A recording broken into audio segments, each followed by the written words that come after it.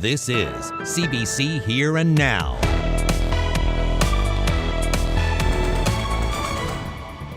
The Justice Minister says institutional racism is a problem at some institutions in Newfoundland and Labrador, but stops short of saying it's a problem with the RNC. Offering to work with those police forces to solve those problems and getting no response back. That's another example of systemic racism. I'll have more coming up on Here and Now. There's so much shame wrapped around finances, and I think that that's a big thing we need to drop because it is scary, and the more we talk about it, the more we can figure out solutions. Trying to stay afloat and keep costs down as the cost of doing business keeps going up. One small business owner shares her experience. A third chartered plane filled with Ukrainians landed at St. John's International Airport on Tuesday night. The best feeling. Just a beginning for us, but it's a great help. We can't appreciate it enough. We'll hear from some of the passengers coming up. Good evening and welcome to Here and Now. The Justice Minister is admitting today that institutional racism is a problem in Newfoundland and Labrador, but will not say it exists at the RNC. In July, Police Chief Pat Roach says he doesn't believe systemic racism is a problem at the constabulary, and in the months since, repeated calls from an Indigenous group to reconsider that position have gone unanswered. Here and Now's Mark Quinn reports. First Voice's Justin Campbell says the Indigenous-led coalition has tried to reach the RNC's chief many times. It's sent letters and emails and made numerous public statements asking Pat Roach to reconsider. All have been met with silence. I think it shows that the RNC as an institution, or certainly its leadership, feels that they don't have to be accountable to the communities that they are meant to be serving. The RNC also hasn't responded to CBC's repeated requests for comment on this issue. First Voice believes there's no doubt that systemic racism is a problem at the police force. If you just look at this exact situation of Indigenous organizations reaching out to police with very legitimate and valid concerns, offering to work with those police forces to solve those problems and getting no response back, that's another example of systemic racism. First Voice is calling on Newfoundland and Labrador Justice Minister John Hogan to make changes to end systemic racism. And the fact that we haven't been able to make any kind of headway with the RNC in particular on the issue of systemic racism, despite all of the evidence that we have that shows that it's a problem, and despite our own outreach efforts, means that someone else has to step in and take some accountability and show some leadership for moving forward on these issues. And who could that be? Well, the Minister of Justice, John Hogan, is the obvious candidate for that. Chief Roach can definitely speak for himself on that issue. Not willing to speak for Roach, but he is willing to say systemic racism is a problem. So I absolutely believe that there's systemic racism in this province in a number of institutions. And to just sort of say yes or no on that, I don't think that gets us anywhere. What I have heard is that people have felt racism when dealing with police in this province. And I want to make sure that we minimize, because it's very difficult to eliminate, but minimize and work towards the elimination of anyone having any racist practice towards them in this province, whether it's from police or government or schools or the medical field, the hospitals, anything at all. Racism is not acceptable. As for First Voice's recent report on policing and recommendations to improve it, Hogan says he's still studying them. Mark Quinn, CBC News, St. John's. The RCMP say a man has been found dead inside a home in Port-au-Bras on the Burin Peninsula. Last night, people were warned to stay inside as the RCMP responded to an incident. Police say they got a report of concern for the safety and well-being of a man who had several firearms. Officers responded and set up a safety perimeter. A release today indicates the man was found dead inside. Foul play is not suspected.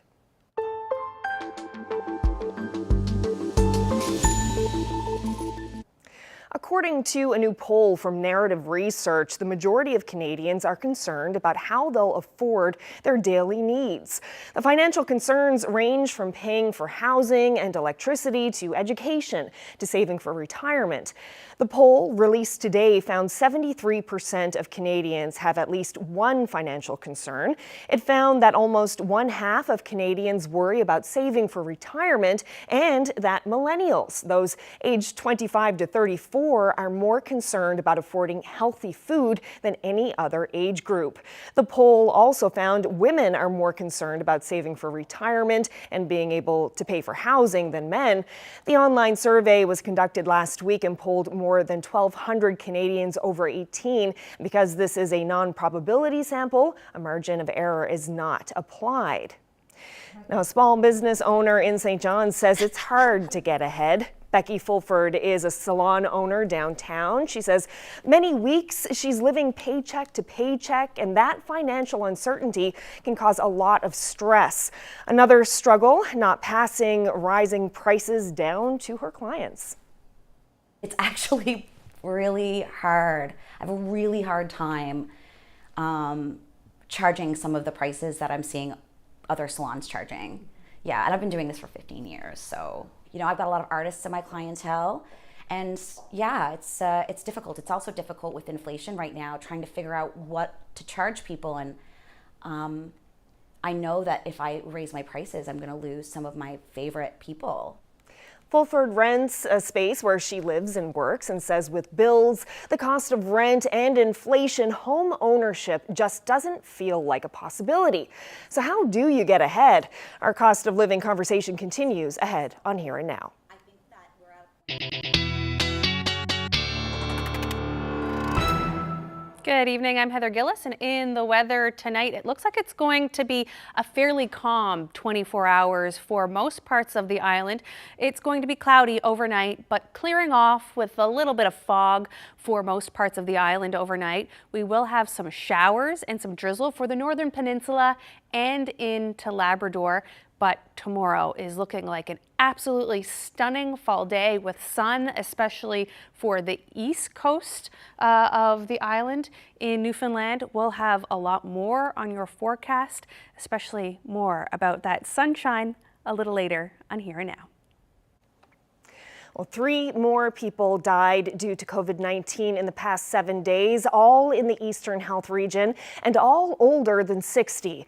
There are currently 10 people in hospital with 1 patient in critical care. The province is reporting 171 new cases that it knows about being diagnosed in the past week. Well, optimism has turned to concern once again for the insolvent fluorspar mine in St. Lawrence. There was a big setback in court today and more layoffs as the effort to sell the mine hits a roadblock. Here Now's Terry Roberts reports. All these people came to Supreme Court today, hoping to formalize a deal to sell Canada Fluorspar's mine and assets to a new buyer and set out a plan to reactivate one of the largest employers on the Burin Peninsula. But this lawyer had some sobering news. The successful bidder for the mine, an unknown entity, failed to live up to a key condition of the sale. It did not pay in full the required deposit by Friday's deadline. So a major pivot at the last minute. And now the court has extended bankruptcy protection for Canada Fluorspar until February 26th, in hopes the extra time will allow the successful bidder to meet the conditions of a sale, or perhaps open talks with one of the other companies that submitted a bid. It certainly doesn't send a good signal. The mayor of St. Lawrence is disappointed. We really don't seem to have any power in this process. The mine closed last winter after Canada Fluorspar ran out of cash. More than 200 were laid off, nearly $100 million in unpaid bills, including a $17 million loan from the provincial government. And today, more bad news. All but 1 or 2 of the 30-plus people keeping the site in standby mode are being let go. The reality is that as we move forward, it will move into a winterization mode where there's a need to reduce costs, keep the plant secure, keep it safe, keep the assets safe as we continue to work for a buyer. We were very hopeful that, Grant Thornton would be able to work out a deal with one of the prospective buyers, but that didn't happen. Despite the setback, there's hope a deal can be struck. Fluorspar is in demand, a workforce is ready, and the mine is fully permitted and equipped. The reality is that we're still hoping that this monitor can continue to work to find a deal for this plant, including with the proposed buyer. The reality is sometimes financing doesn't come through at the same time as court-appointed deadlines. All sides now have more than 4 months to go back and try again, in hopes of reactivating an industry that has so often promised to boost the economy, but has also delivered more than its share of heartache and disappointment to the Burin Peninsula. Terry Roberts, CBC News, St. John's. Well, in Labrador City, talks between IOC and the Steelworkers Union have started. Last week, United Steelworkers Local 5795 voted on contract proposals for upcoming negotiations with the Iron Ore Company of Canada. Here now's Daryl Din brings us up to speed. The last time the steelworkers negotiated a deal with IOC, it came at the end of a 2-month strike. 5 years later, talks are on to start again. Is history on repeat, or will the company and the union sign without striking? Certainly. Well, we don't negotiate strikes. That's one thing. No one here is certainly looking for a strike, and I'm hoping it's the same on all sides. But if you look at our history doesn't go well in favor of it. But a lot of that depends on the willingness to negotiate. And the other wild card in this is always the markets. Certainly if we got favorable markets. It's not clear when negotiators will sit down to dig into demands and proposals. So far, the Steelworkers Union has its list of proposals ratified by its members. There are still a few more steps. The process now for us moving forward, for us, we will be meeting with our sisters and brothers from Setil, the warehouse. All the locals will get together. We'll work together in unison, looking for new contracts. All of our contracts are up. So from there, then it's just to meet with the company. The wild card in these talks will be the global market for iron ore. Prices have been riding a slump in recent months, but the union boss sees hope. The markets have taken a little bit of hit lately, but they're still doing pretty good. The biggest thing for us here locally or regionally, we're well positioned for a green future. We got ourselves in a key position to be a part of green steel, a green future. Labrador City exists because of the mine. What happens at the negotiating table will have a huge impact in the community. Well, I guess for everybody, the sooner the better. The sooner we can sit down and talk, it gives us more opportunity to discuss some of the more difficult conversations. And for the sake of everyone in this community, for the business, sake of the business, all members, it would be really beneficial to have it done. As you started out saying, there is a bit of a buzz coming down. This community knows what it's like to go through, to have strikes. And one thing about this community, they know they're difficult, but they also know the importance and necessity of them when we do it, and we have great support from this community. In a statement to CBC this afternoon, IOC said it's working closely with union reps to start negotiations soon, and is optimistic they will be able to reach a mutually beneficial agreement. For its part, the union is staying tight-lipped on what it's about to put in front of the company. It's saving those details for when negotiations start. Daryl Din, CBC News, Labrador City.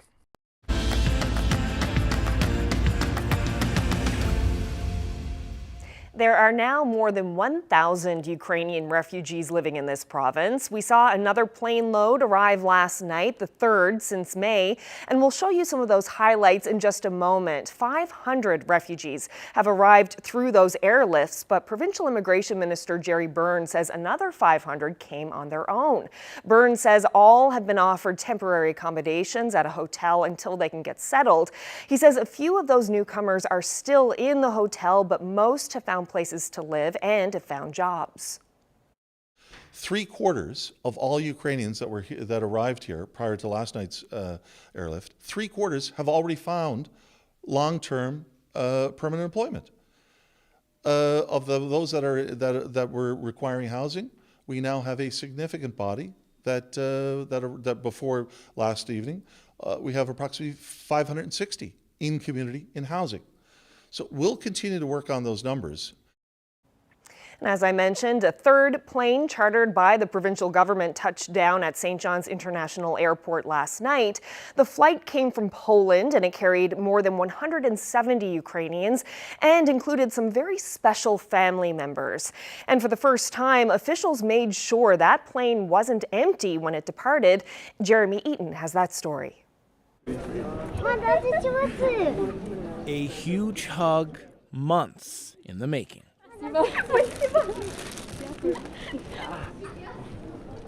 I wait 4 months with my family.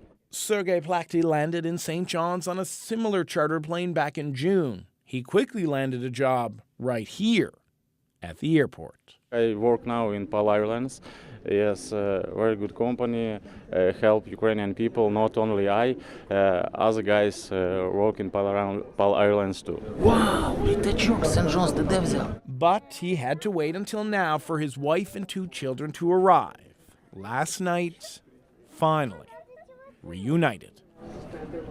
The best feeling to be together. Really, the best feeling. All around the airport, government staff and volunteers from the Association for New Canadians were there to welcome those coming from a war-torn Ukraine. We were lucky because we left just 2 weeks before the invasion, at the end of January.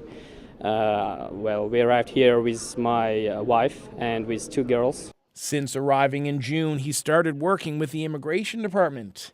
His job, welcoming people from his homeland to a new home. I've never expected such level of hospitality here, and I'm happy to join this team, this community. I hope that I will be one of the prouder Newfoundlanders, and who knows, maybe even Labradorian.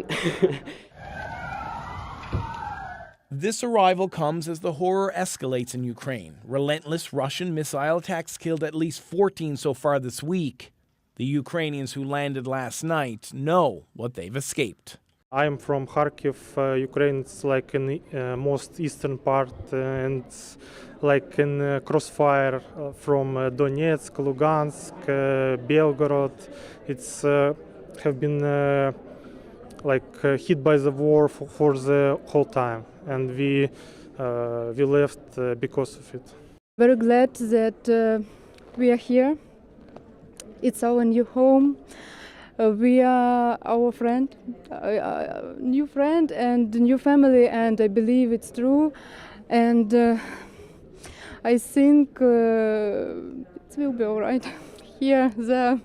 The chartered plane landed just after 7:30 in St. John's last night, but the provincial government partnered with CanAid and other humanitarian groups to fill up the plane for the return flight. To send back 8,600 pounds of supplies for Ukrainian children's hospitals and for orphanages. Things like hygiene products, winter boots, baby wipes, and diapers. While that aid makes its way from Poland to Ukraine, Karina Plakty can now make her way to her new home. I want to say thank you, huge thank you to the whole government of Newfoundland, of St. John's, to give us the opportunity to come here to start new life. Thank you so much. Jeremy Eaton, CBC News, St. John's. Just so heartwarming.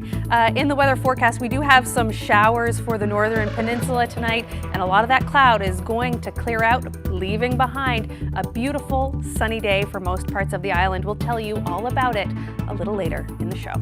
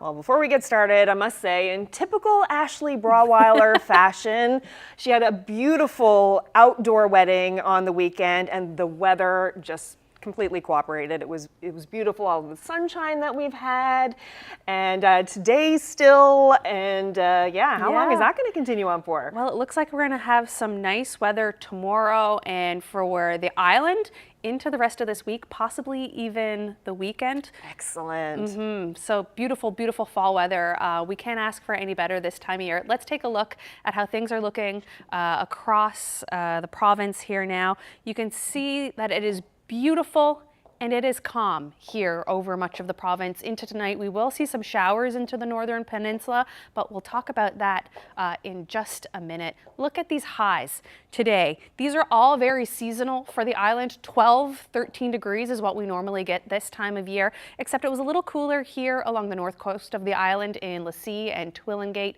down into the single digits there, 8 degrees today. A little cooler in St. Anthony. Also in the single digits here, up into northern Labrador, but 8 in Labrador City today. So another beautiful fall day. There's another one ahead for us. Let's take a look at the future tracker to see how things are shaping up now for the overnight. So right now it looks like we have a few showers pushing in here to the northern peninsula and some cloud for the northern parts of the island.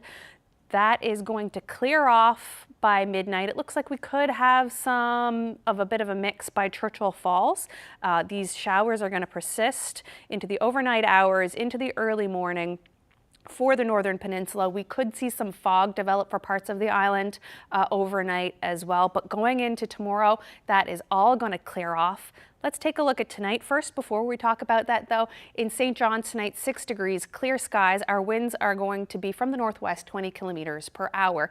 It could be a little cooler though on the interior of the Avalon Peninsula.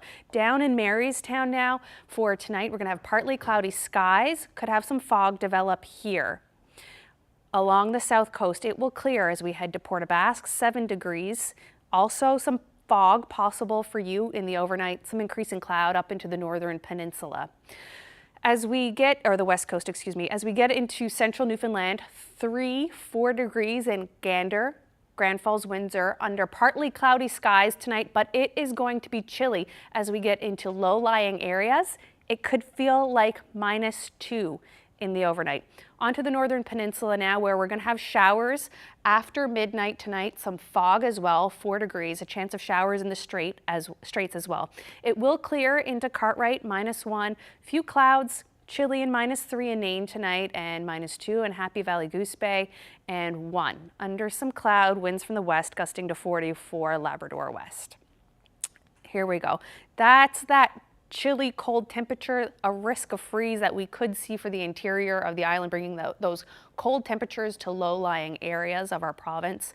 Tomorrow, though, when we wake up, those showers persisting for the northern peninsula, things really clearing out by lunchtime tomorrow, leaving behind a lot of sun for the island tomorrow. So pretty quiet in the weather, looking like we'll have some cloud by the time that everyone gets off work tomorrow, and on into the evening hours, we could have a few showers across Labrador. Taking a closer look at tomorrow, it's going to be a beautiful day. We'll have sun in St. John's, 15 degrees, a little cooler on the southern Avalon, Bonavista. Look at this, 16 degrees, a banner day for you. Down on the Burin Peninsula in Marystown, 15 degrees tomorrow. We're going to have a mix of sun and cloud in the morning, but a little bit more sun towards the afternoon for you. Into central Newfoundland now, 14 degrees across central, sunny day for the Conagra Peninsula. Your conditions will be similar to Marystown with a mix of sun and cloud in the morning. Further west now, 14 degrees along the south coast, more cloud as we get into the west coast and up into the northern peninsula. But further up the northern peninsula, those temps, they're going to be cut by half, 7 degrees. We have some showers ending in the morning for the northern peninsula, then a chance of showers into the afternoon. For Labrador, it will be really cold and chilly in the morning, -6, -7 for Nain and Makovic. Chance of freezing drizzle for Churchill Falls, reaching 10 for Churchill Falls and Labrador City by the afternoon hours. We'll take a look at our long-term forecast, bringing us into the weekend a little later on Here and Now.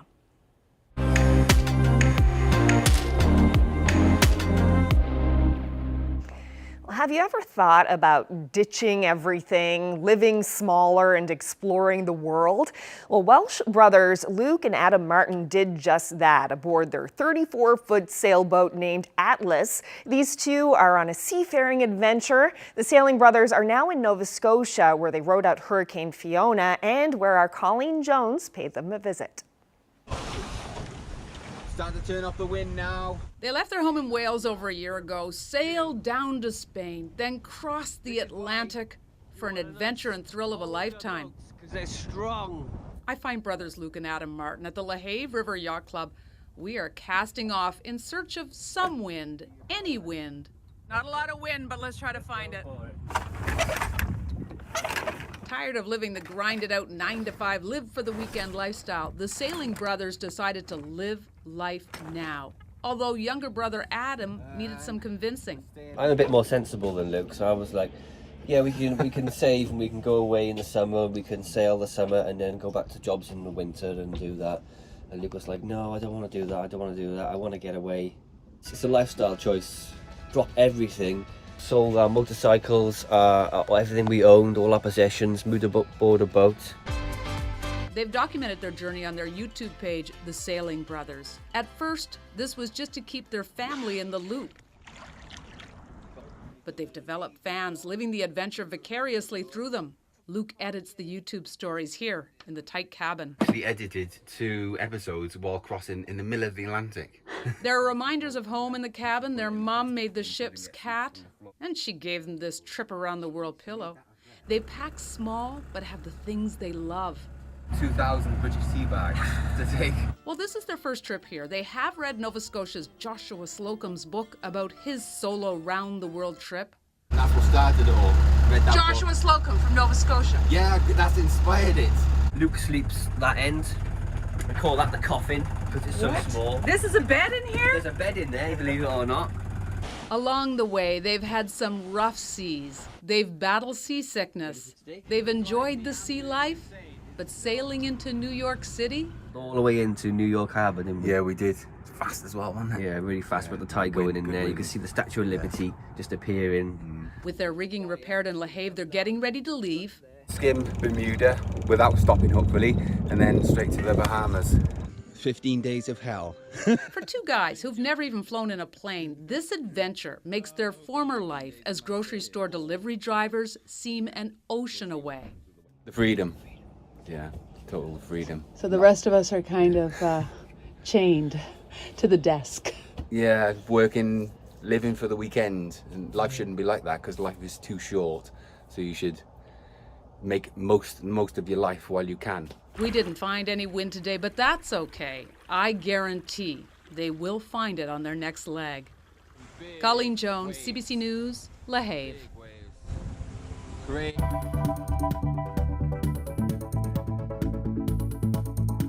Well, coming up, we will continue the conversation about the cost of living. We'll meet Becky Fulford, a small business owner in St. John's, and find out how she's managing with these sweeping changes in the cost of living.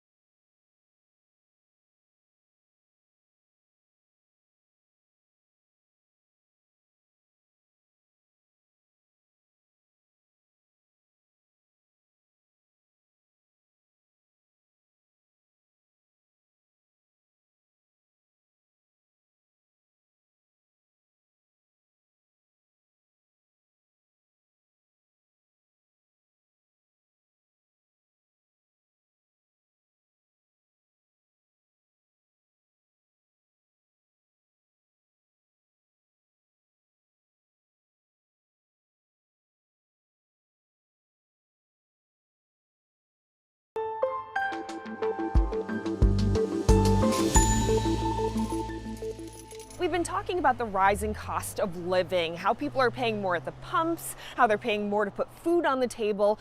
Well, today we're going to meet a young, single, small business owner and speak with her about what it's like to run her business, to stay afloat while still being fair to her customers. Becky Fulford just opened her own salon. Can you talk about some of the hurdles that you've been facing? One of the biggest hurdles has definitely been renovating and how expensive that was. It was definitely about triple the budget that we had anticipated. I'm very fortunate. I had a lot of people doing actual manual work for me for free because I have a lot of people in my family that are amazing. So renovating the space was one thing, but how about even just getting in here to begin with? Getting in here to begin with. So I originally saw this space come up on realtor.ca a year and a half ago, and it was listed for $179, and I was like, I don't think I'm gonna get approved. I don't have the best credit necessarily, so I was like, okay, well, let's just see, if it's a possibility, and it wasn't, and I was pretty sad about it, but I let it go. And then almost a full year later, I woke up one morning and I decided to get on the commercial listings, and I saw the space, and it was up for rent. So I kind of got excited and just jumped right into a conversation with the landlord, and we kind of hit it off. And I am renting it now, and I love my landlord. I don't want to diss him, but he's from Ontario. He doesn't live here. I'm a local. I've definitely paid my dues to our economy. And I'm definitely paying quite a bit more than I would say the mortgage is on this place. Do you mind telling us how much you're paying? I'm interested to hear, because you were looking at this place, you wanted to buy it, it was $179, couldn't quite manage the mortgage, get approved for it, but then this comes up available for rent. So how much are you paying to rent it? So I also live upstairs. So first of all, there is an apartment upstairs, which definitely needs a bit of work on its own as well. It's a very old building. My rent before my bills is $2,200 for both spaces. Right. So you could afford a mortgage payment. I mean, I'd like to think that. Yeah. I think that I understand the credit issues with people, but unfortunately, I may have missed some credit card payments in my life, but I've definitely never missed a rent payment, and I'm 35, it's time that I think I should be allowed to own a home to live in. I think that they've made it so difficult that what I'm running into, not just myself, but a lot of my clients, is that if you're a single person, single woman especially, and especially a single female business owner, you're basically out of luck, I'd like to see people's circumstances taken into account a little bit more. It's still frustrating to feel like it's never gonna be a possibility. Even if I was renting a space and I could own a home, I'd feel better about it. But it just feels like it's not a possibility. Yeah, the accessibility isn't there as a young single business person. Exactly. It's much harder for you. Yeah, and I mean, honestly, Carolyn, we've all gotten to this point, and I've, again, spoken with a lot of clients and a lot of peers about this, where if you made any mistakes in your 20s, it's impossible to get on top of it. And I'm not trying to say that I'm not accountable for my mistakes and maybe the, not so great choices I made financially, but I still think that it shouldn't be this hard to get back to it, it shouldn't be years and years and years to get back on top of your finances. There should be a little bit more help. It seems like once you screw up, you're, incapable. I know that if I raise my prices, I'm going to lose some of my favorite people. And have you been feeling that pressure? Yes. Oh my God, yes. It's actually really hard. I have a really hard time charging some of the prices that I'm seeing other salons charging. Yeah, and I've been doing this for 15 years. So I think there's so much shame wrapped around finances, and I think that that's a big thing we need to drop, because we are hitting a recession. It is scary, and the more we talk about it, the more we can figure out solutions. But yeah, no, I would say financially, the struggle is I'm living day to day, I don't get a check necessarily. I'm just kind of living, You know, making sure all my business expenses are covered, yes, but just like, you know, some days it's Mr. Noodles, and then some days I'm like, woo, I got a better tip. I'm gonna get, you know, I'm gonna have something nicer to eat for dinner or whatever. Like there are so many layers to it. Like some days I feel like I'm, you know, impoverished. Like I'm like, oh my God, like what am I gonna do? I have like $7 in my bank account. And then some days at the end of the week, I'm like, okay, I can pay all my bills. So there's a fluctuation happening, and that in itself causes a lot of instability on a mental level. Well, I'm sure there are a lot of people out there who will be listening to your story today and relating very much to what you're going through. I appreciate that. Thank you so much. Thank you. Well, people who heat with oil have seen a big increase in their costs this year. Now there are worries about an additional carbon tax could be added. The Premier says he's fighting to make sure that doesn't happen, but it led to this fiery exchange today in the House of Assembly with the House PC leader. I don't believe it's right. I don't believe it's the right instrument at this time. As the member opposite knows, that carbon plan was put in, the previous carbon plan was due to be renewed now. That's why we're having a discussion with the federal government, and I don't agree with where it's going right now, Mr. Speaker, frankly. The instrument is not right now, given the time. And we're... Order, please. It's not in the air. It's not our instrument, Order, please. Mr. Speaker. The Honourable, the Premier.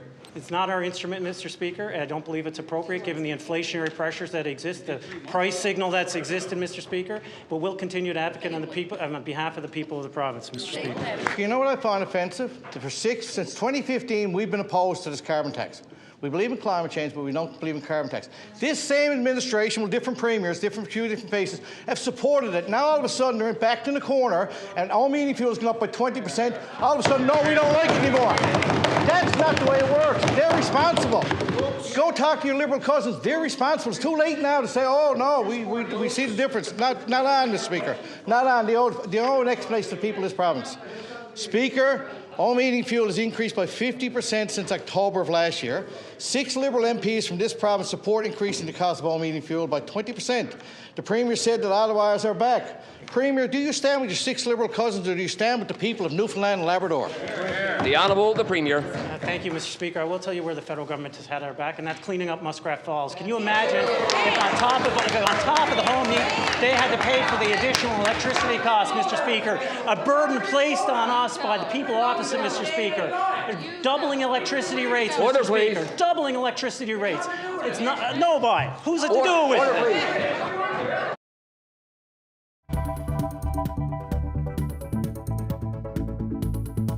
I just want them to be recognized as just a human being, not somebody that we can do whatever we want to and get away with it. A child with Down syndrome in Ottawa nearly charged with sexual assault. Now his father is questioning the actions of police and the school board. That story next with the national and international news.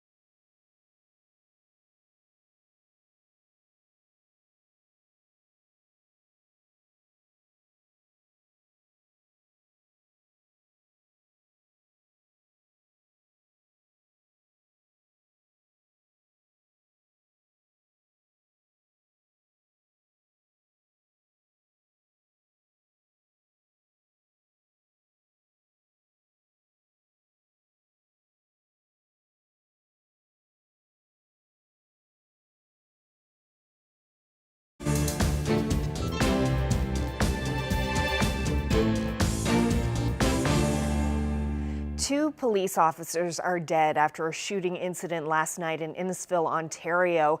Their names are Constable Morgan Russell and Constable Devin Northrup.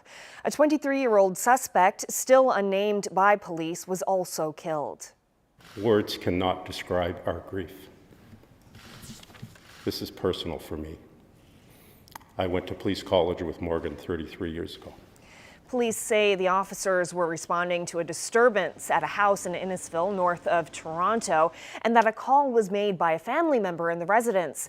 Police say there was an exchange of gunfire between the officers and the suspect. The suspect died in the home. The officers died in hospital.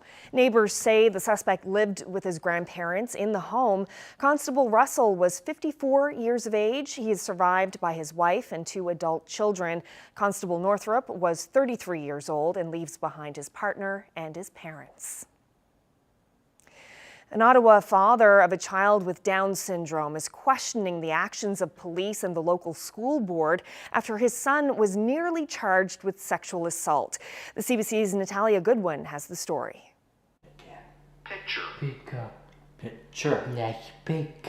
Nice pictures, yeah, absolutely. This is how Matthew spent most of the school year of 2021, learning from home. He has Down syndrome and operates at the level of a 5-year-old. He had been attending Hillcrest High School for a few years, but after an incident that began last fall, he was pulled from school. It's devastating for people that have a child with a disability. It began in November when Wes received a phone call from the school principal. Matt was being accused of sexual assault by his educational assistant. Matthew's daily report said he had grabbed the assistant's buttocks 7 times. The family had been working on similar behavior at home, but the accusation was still shocking. The police soon got in touch, and a week later, they were ready to charge Matthew. They don't know who Matthew is, never came to see Matthew if he even has that ability to do something like that.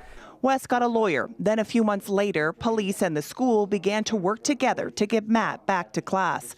The family was given a choice: send Matthew to a specialized school or agree to a safety protocol involving a padded stick to keep Matthew away from staff. The sad part was it wasn't just his decision, it was a group of people and not one person stood up and said, hey, this is wrong. The Ottawa Police Service couldn't comment on the specifics of this case, but it did say that it takes all complaints seriously and investigates them fully. And if evidence supports it, charges are laid. But some in the law community, though, say that they doubt that this case would have ever made it to court because it would have had to be proven that Matthew had the intention to commit the act. I don't think that if I'm the police officer, I'm using my discretion to lay this charge, given what you then learn about Down syndrome and this particular person's functioning. Those who work with people with Down syndrome say there are ways to deal with this kind of behavior that involves patient and constant reminders at school and at home. How can we best move forward together to make this a teachable moment for everybody, understanding that there are absolute boundaries in touch. The school board could also not comment on this specific case, but in a statement, the OCDSB said in some cases a safety plan is developed and implemented. If warranted, protective equipment could also be used, though they did not mention a stick. Matthew is now in a new school and thriving, but Wes wants better for children like his son.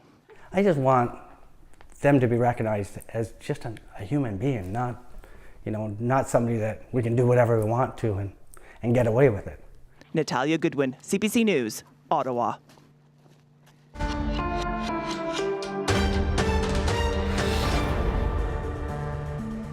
New Russian missile attacks caused another power outage at a Ukrainian nuclear plant after electricity was recently restored.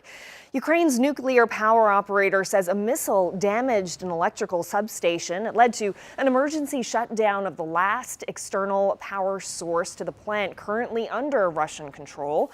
Ukraine says Russian troops also blocked a convoy taking fuel for the backup diesel generators. The UN nuclear watchdog is pushing for a demilitarized zone around the plant. Well, the U.S. president is being careful around his warnings to Russia and Saudi Arabia. In a CNN interview, Joe Biden was asked about Vladimir Putin's nuclear rhetoric and the war in Ukraine. He was also grilled on the Saudis' recent decision to massively cut oil production, a move that could end up helping Moscow. Magda Gabrisalasa has some of the highlights. President Joe Biden had many messages for Russian President Vladimir Putin. Biden making it clear that Putin got it really wrong invading Ukraine, thinking he would be welcomed with open arms, he said. And he warned Putin again not to think of using nuclear weapons in this.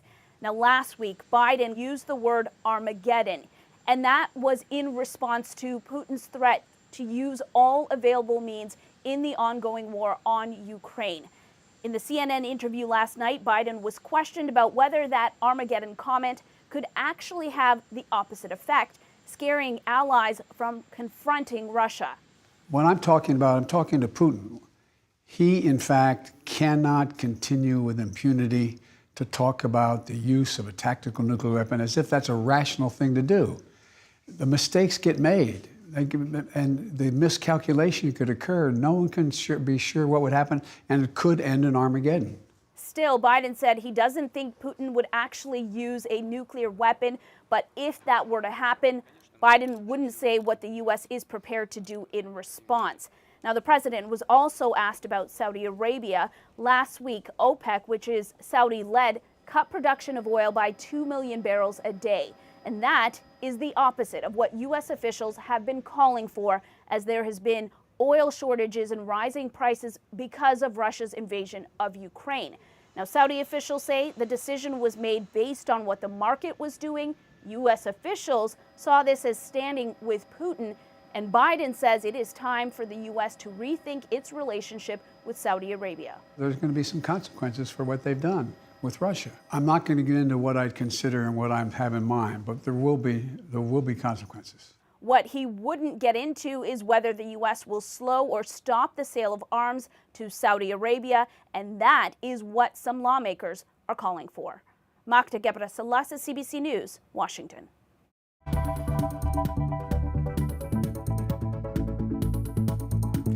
Tomorrow on CBC Radio's St. John's Morning Show, cruise ships are still arriving in St. John's. The morning show is live at the harbor as the latest one docks. And on Newfoundland Morning, Thursday, the government has increased the number of hours international students can work. What does that mean for them?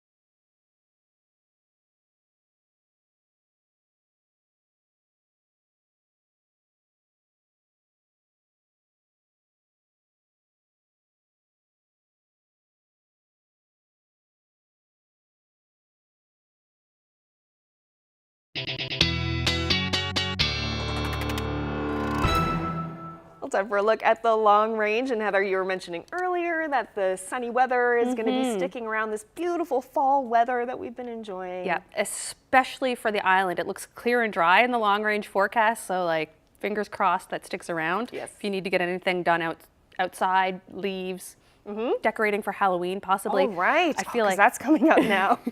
maybe you won't have to wear a snowsuit under your costume this year. Good time We'll to get that done, yeah. That's a little Maybe bit. put up the Christmas decorations while you're at it. There you go. Let's take a look at how things are shaping up across the island. Going into Friday afternoon and Friday evening, it's still pretty clear for most parts of the island. A mix of sun and cloud for the island, and some cloud there in Labrador. As we get into Friday, to end out your work week, it looks like our temperatures are going to be in the mid-teens, 17, mix of sun and cloud for St. John's, similar in Central. But look at this on Friday in Corner Brook, 19 degrees, a mix of sun and cloud for you. Absolutely spectacular weather. Warm temperatures right on up into Labrador, 14 in Cartwright and Happy Valley, Goose Bay. Looks like we could have some cloud in Labrador City, Wabush area though on Friday, and chilly of course in Nain at 4 degrees. We can look ahead now in the Friday overnight. Still some clouds sticking around over the island, some showers moving into Labrador West, and it looks like they may stick around through Saturday afternoon with some cloud cover for the island. But we will see the sun though, 17 degrees in St. John's on Saturday. Like I said, if you need to get out to do anything this weekend around your house, or you want to get out for a hike or anything like that, it looks like this is absolutely your day to do it. 17 degrees in Corner Brook on Saturday, a little chillier than your 19 degrees, but who's going to complain about that in the middle of October? Let's take a look at our long range now. For St. John's, it looks like it's going to be dry for the East Coast. Right on through to Monday, temperatures in the mid-teens from 13 to 17 degrees. Your overnight lows anywhere from 6 to 10 degrees. On into central Newfoundland now. Thursday, looking like a beautiful day. We've already talked about that. On into the weekend, Friday, Saturday, a mix of sun and cloud. Temperatures 15, 17 degrees, lovely day, 18 degrees for central on Sunday with a little bit more cloud. Still a nice day on Monday. Temperatures getting a little bit chilly in the nighttime though, anywhere from 4 up to 9 degrees in the overnight. For the western Newfoundland now, it looks like we're gonna have another dry week for you guys. Mix of sun and cloud throughout, that 19 on Friday, temperatures in the mid, the higher teens for you. Up into Labrador though, not as nice. I am so sorry. A little bit of rain, dry day on Friday, chance of showers for Western Labrador for the weekend. Clear Thursday, Friday for Eastern Labrador, picking up some rain there. Let's take a look now at our weather photo. We've got this beautiful fall weather photo, and that is a golf course in Gander. And that was sent to us by Walt Gill. And he says this is fall on the golf course. And if you have any photos to send to us, you can do so at nlphotos@cbc.ca. Oh, just gorgeous. Thank you so much, Walt, for that. Well, that's it for us. Thank you so much for joining us, everyone. Good night.